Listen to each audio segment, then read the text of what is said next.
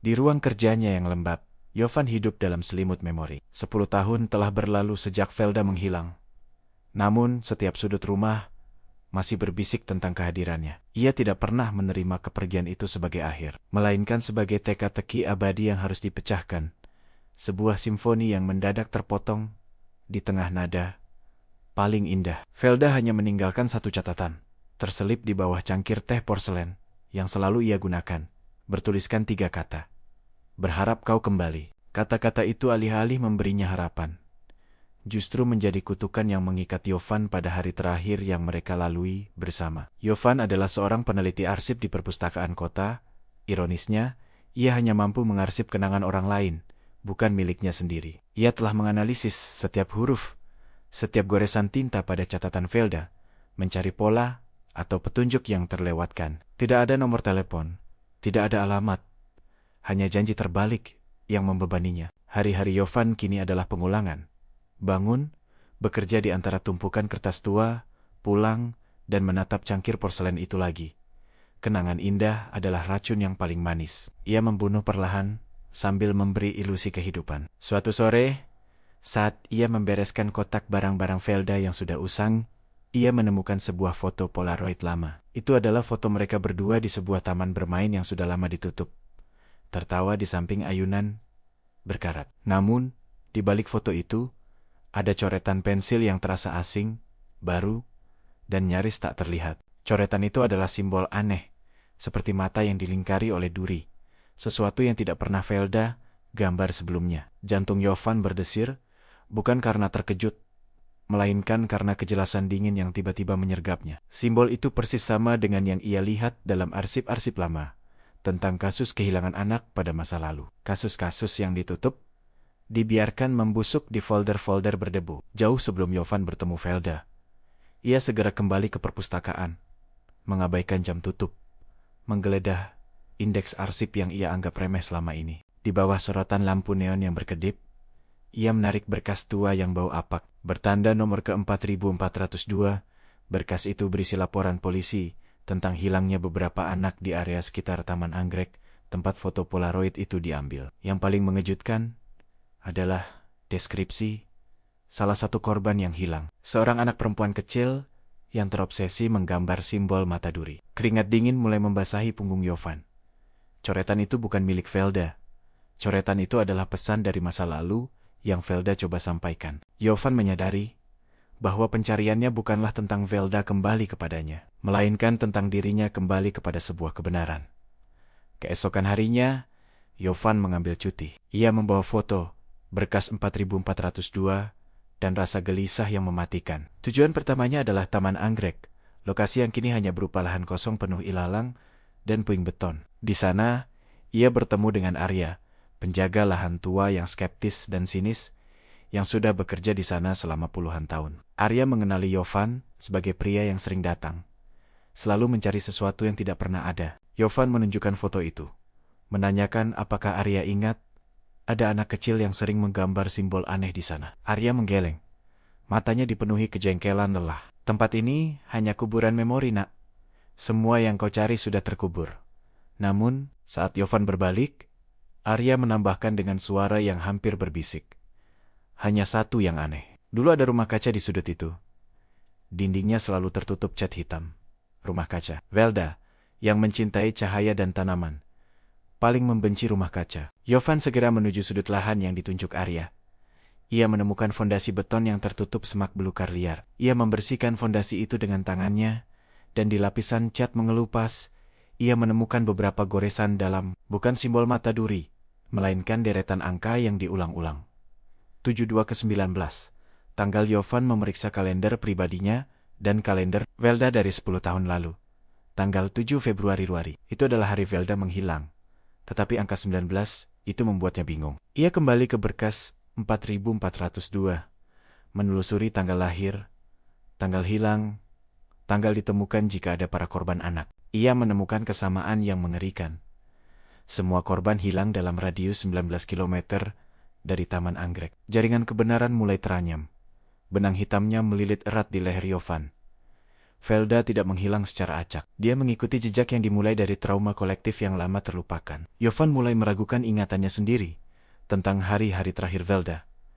Apakah mereka benar-benar bahagia? Atau apakah Velda menunjukkan tanda-tanda kecemasan yang ia abaikan, terlalu sibuk menikmati kehangatan cintanya? Ia ingat, Velda sering menatapnya dengan pandangan yang terlalu dalam, seperti ingin mengatakan sesuatu yang tak terucap. Jovan memutuskan untuk mengikuti rute 19 km dari Taman Anggrek. Itu membawanya ke pinggiran kota, ke sebuah sanatorium tua yang ditinggalkan. Sanatorium ini dikenal sebagai panti sunyi, tempat para pasien trauma dipulihkan pada era 80-an. Bangunan itu besar, megah, namun menyebarkan aura kehampaan yang dingin, seolah waktu mati di ambang pintunya. Disinilah Velda, setahun sebelum menghilang, menghabiskan waktu berbulan-bulan untuk pekerjaan sosial yang misterius. Ia ingat, Velda selalu bungkam setiap kali Jovan menanyakan detail pekerjaannya di panti sunyi. Jovan menerobos pintu kayu yang lapuk dan disambut. Keheningan yang menyesakkan, hanya ditemani debu yang menari di udara. Ia berjalan melalui lorong-lorong panjang. Setiap langkahnya bergema, seolah merobek selaput tipis masa lalu. Di ruang administrasi, ia menemukan buku register yang tersisa, dimakan rayap, namun beberapa halaman masih utuh. Jovan mencari nama-nama korban dari berkas ke-4402. Tak ada satupun yang terdaftar sebagai pasien. Namun, ia menemukan nama Velda di daftar relawan. Dan di kolom catatan, tertulis nama seorang psikiater, Dr. Nirmala. Dr. Nirmala adalah ahli terapi ingatan yang kontroversial. Dikenal karena metodenya yang agresif dalam menggali trauma masa kecil. Jovan teringat, ia dan Velda pernah mengalami kecelakaan parah saat kecil di Taman Anggrek. Kecelakaan itu menyebabkan Jovan menderita amnesia selektif. Ia melupakan hari itu sepenuhnya. Rasa dingin menjalar di sekujur tubuhnya. Velda tidak bekerja di sana. Velda adalah pasien Dr. Nirmala. Ia mencari ruang terapi Dr. Nirmala. Ruangan itu kecil, hanya berisi kursi logam dan sebuah proyektor film tua. Di atas meja terdapat tumpukan transkrip wawancara yang tersisa. Salah satunya bertanda tangan Velda. Jovan mulai membaca transkrip itu dengan tangan gemetar, seolah membuka kotak Pandora yang berisi jiwanya sendiri. Transkrip itu menceritakan Velda mencoba memulihkan ingatan Jovan yang hilang tentang kecelakaan masa kecil. Velda percaya, Jovan tidak hanya melupakan kecelakaan itu, tetapi juga sebab kecelakaan itu. Pada hari kecelakaan itu, Velda dan Jovan berada di Taman Anggrek bersama seorang anak kecil lain, si pemilik simbol mata duri. Anak itu, yang Velda sebut sebagai dia, adalah korban yang hilang dalam berkas ke-4402. Aku tidak bisa membiarkan Jovan hidup dalam kepalsuan, tertulis dalam transkrip itu. Trauma itu adalah bagian dari dia.